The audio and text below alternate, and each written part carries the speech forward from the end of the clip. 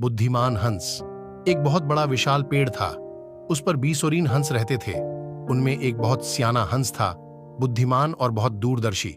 सब उसका आदर करते, वाऊ कहकर बुलाते थे। एक दिन उसने एक नन्ही सी बेल को पेड़ के तने पर बहुत नीचे लिपटते पाया। वाऊ ने दूसरे हंसों को बुलाकर कहा, देखो, इस बेल को नष्ट कर दो। एक दिन यह बेल हम सबको मौत के मुंह में ले जाएगी।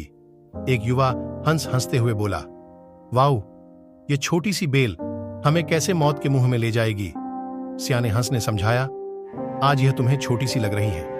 धीरे धीरे यह पेड़ के सारे तने को लपेटा मारकर ऊपर तक आ जाएगी। फिर बेल का तना मोटा होने लगेगा और पेड़ से चिपक जाएगा। तब नीचे से ऊपर तक पेड़ पर चढ़ने के लिए सीढ़ी बन जाएगी। कोई भी शिकारी सीढ़ी के सहारे चढ़कर हम तक पहुंच जाएगा और हम सब मारे जाएंगे। दूसरे हंस को यकीन न आया, एक छोटी सी बेल कैसे सीढ़ी बनेगी? तीसरा हंस बोला, वाऊ, तू तो एक छोटी सी बेल को खींचकर ज्यादा ही लंबी कर रहा है। एक हंस बड़बड़ाया, यह वाऊ अपनी अक्ल का रौब डालने के लिए अंट-शंट कहानी बना रहा है। इस प्रकार किसी दूसरे हंस ने वाऊ की बात को गंभीरता से नहीं लिया।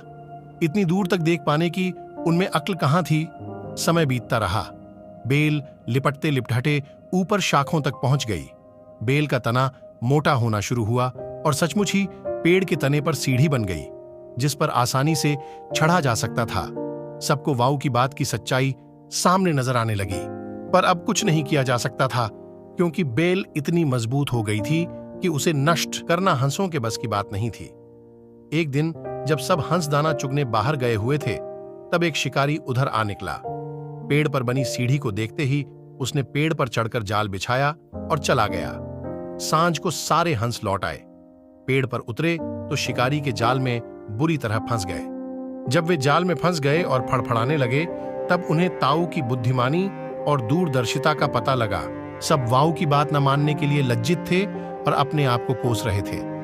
वाऊ सबसे रुष्ट था और चुप बैठा था। एक हंस ने हिम्मत करके कहा, वाऊ, हम मूर्ख हैं, लेकिन अब हमसे मुंह मत फेरो। दूसरा हंस बोला, इस संकट से निकालने की तरकीब तू ही हमें बता सकता है। आगे हम तेरी कोई बात नहीं टालेंगे। सभी हंसों ने हामी भरी। तब वाऊ ने उन्हें बताया, मेरी बात ध्यान से सुनो। सुबह जब शिकारी आएगा, तब मुर्दा होने का नाटक करना। शिकारी तुम्हें मुर्दा समझकर जाल से निकालकर जमीन पर रखता जाएगा। वहां भी मरे समान पड़े रहना। जैसे ही वह अंतिम हंस को नीचे रखेगा, मैं सीटी बजाऊंगा। मेरी सीटी सुनते ही सब उड़ जाना। सुबह शिकारी आया। हंसों ने वैसा ही किया जैसा वाऊ ने समझाया था। सचमुच शिकारी हंसों को मुर्दा समझकर जमीन पर पटकता गया। सीटी की आवाज के साथ ही सारे हंस उड़ गए। शिकारी अवाक होकर देखता रह गया। सीख: बुद्धिमानों की सलाह गंभीरता से लेनी चाहिए।